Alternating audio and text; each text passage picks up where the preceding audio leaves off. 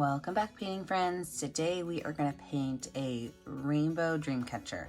So the colors you're going to need are red. Now my orange is super reddish orange, so I added some yellow so I can lighten it up. So red, orange, yellow, green, blue, purple, black, and white. Don't forget to have a cup of water for cleaning your brushes and a rag to dry them off. We're going to use these brushes today, your 1-inch flat brush, as well as your 10, 4, and 1 round brush. So let's get started. Our background is going to be a kind of like a field of rainbow. So you can start with red on the side, or you can change it up and start with green and then do green, blue, purple, red, orange, yellow. It's totally up to you. But what I'm going to do is I'm going to start by making X's. I like the texture I get when I make X's and I'm blending paint together. So I'm going to make some X's in here. And then when I'm ready to change my color out, I'm going to use my brush and I'm going to add just a little bit of the new color on my brush. So right after red would be orange. So I would take my next color, orange, and I'm going to make X's very close to it, but not right on top of it.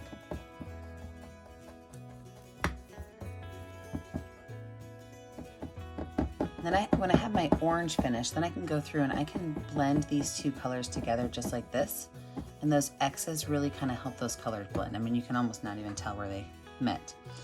Now, after I've blended two colors, I am going to go ahead and wipe my brush off and rinse my brush off, because yellow is a very weak color in the color wheel, and any little bit of paint on my brush can really impact that color. So I'm going to do my yellow, and then I move to green, blue, and purple in the exact same manner.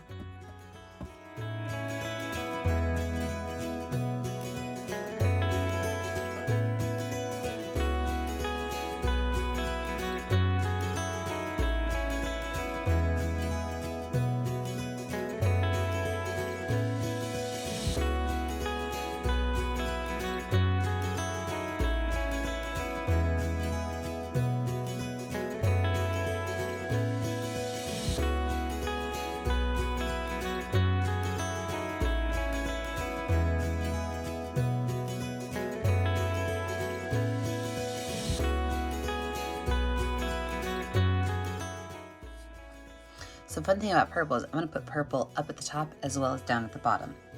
So I can add my purple in here, and then my purple in here.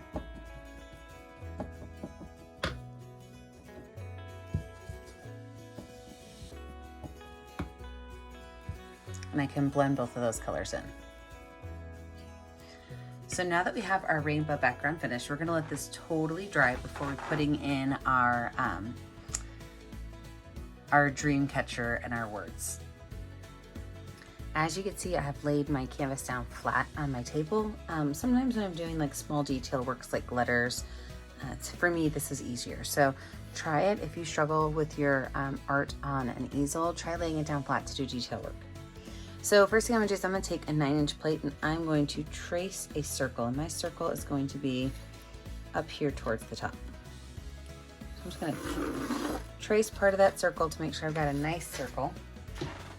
And then this is going to be my dream catcher, and I'm going to write the word dream kind of coming down here with the feathers up top. Anytime I do words, oops, I knocked over my paintbrushes. Anytime I do words, I do like to water down my black paint a little bit. I think it just goes onto the canvas a little bit nicer. So I've got my 1 round brush, and I am going to outline this circle that I just made. If you also have struggles with your black paint, you could always choose to use like a Sharpie or a paint pen.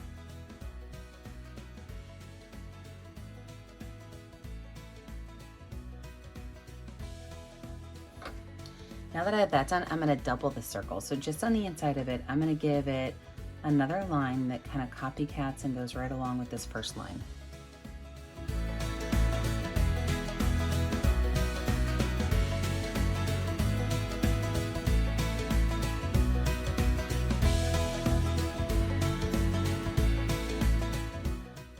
Now inside of these two lines, I am just going to make some curved lines. They're almost like parentheses. They kind of go towards each other.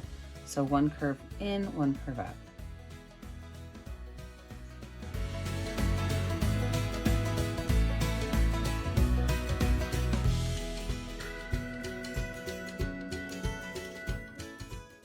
From there, I'm going to create my inner webbing of my, I'm going to turn it this way so that I don't run my hand through it. So the inner webbing of my dream catcher. So my center would probably be right about here. Okay, so everything's going to need to come to this area here. And there's a couple different ways you could do it. You can make it where you just have lines coming in, or you can make it where they kind of make triangles and put a little dot there for the knot. I'm going to keep mine pretty simple, and I am going to make some curved lines going towards the center area. So I'm keeping my finger here so I can remember where those curved lines are going to meet.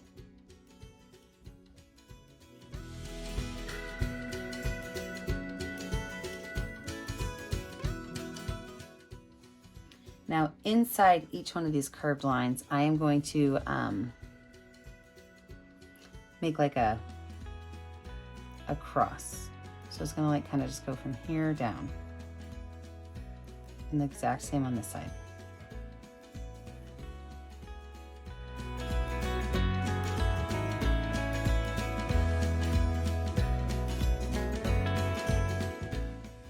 I'm going to make one more curved line that's going to connect these two areas right here.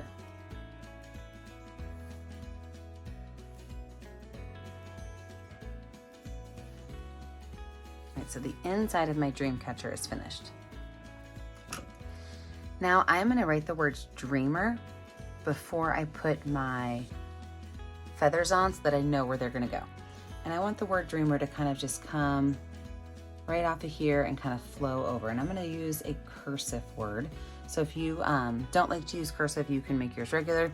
If you want to write it out in pencil first, you can. Sometimes I do that, but I'm just going to make it say dreamer. D-R-E-A-M-E-R.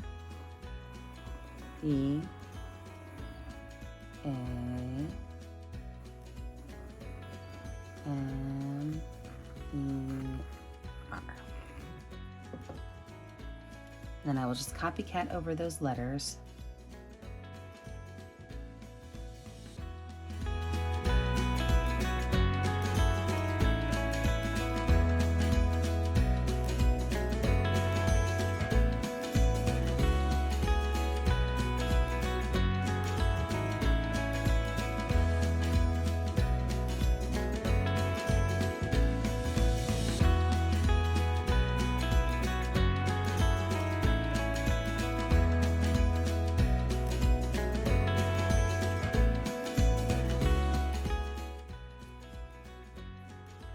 Now I'm going to lay out where my feathers are going to go.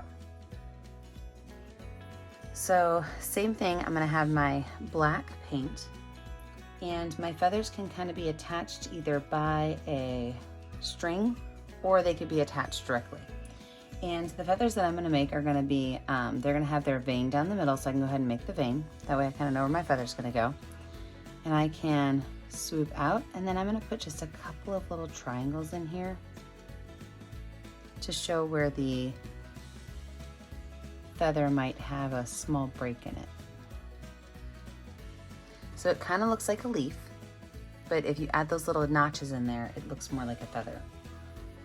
So my other feathers can either just be straightly attached to this, so I'm going to make my vein first, and then my feather next.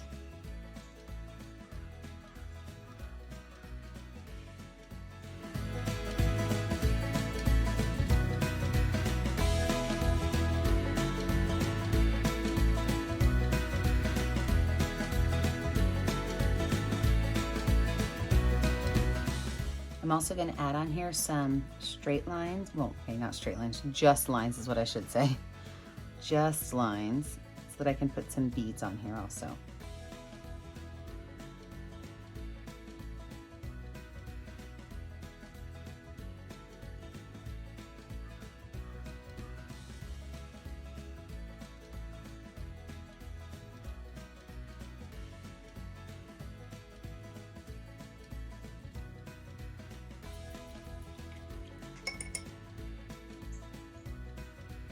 Now I'm going to let this totally dry before we come back. I do want this to be nice and dry so that we can add in our details on our feathers.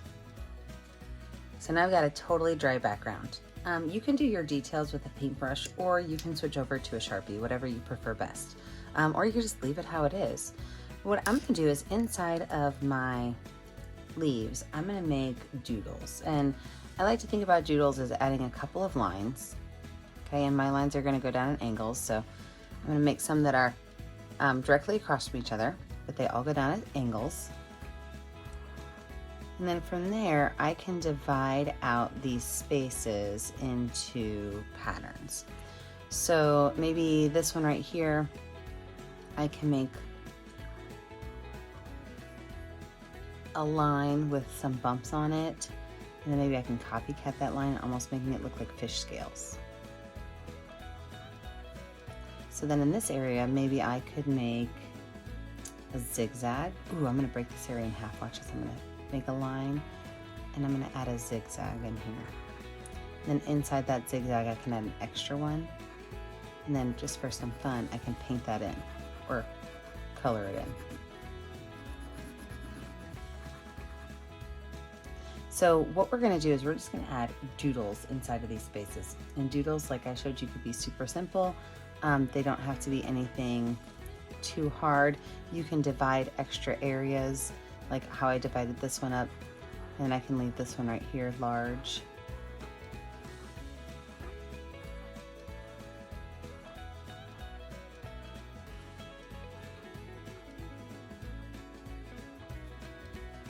So I'm gonna put myself in speed motion because it's gonna take a while to doodle this. But then at the end, you can kind of freeze your screen and see what doodles I put where.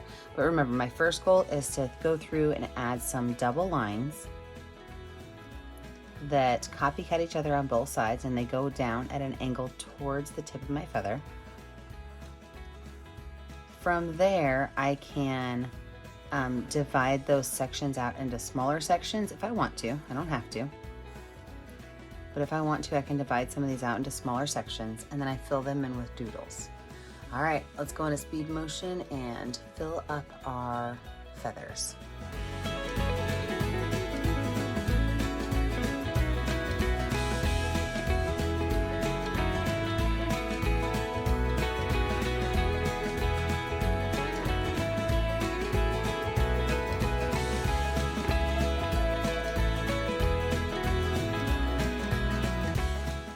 So there we have it. I've got 3 doodled feathers.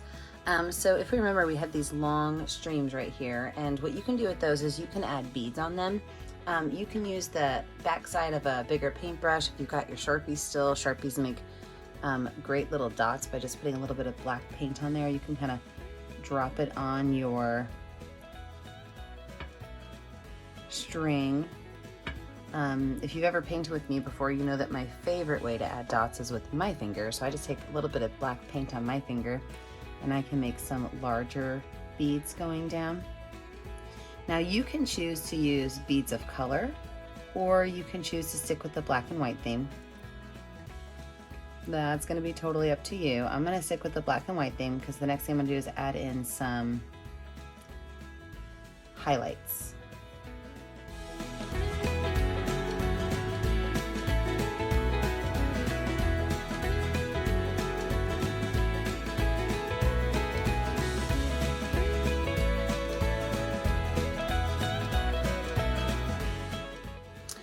So now that I've got all those done, I'm gonna switch back to my #1 round brush, and I'm gonna use a little bit of watered down white paint.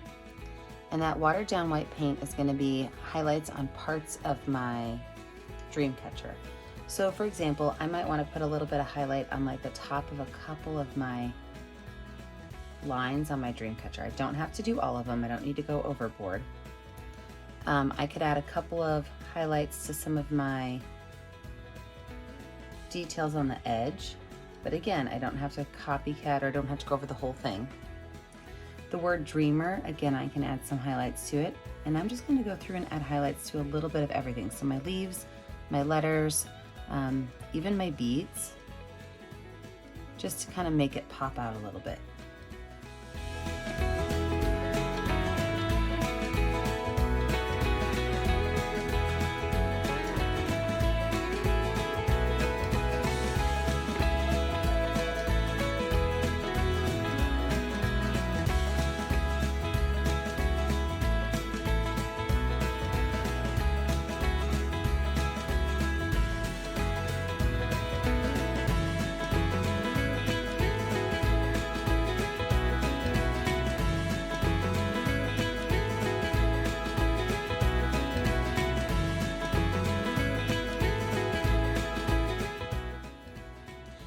And don't forget, when you're finished, you need to find a color that's going to show up well on your canvas and sign your artwork.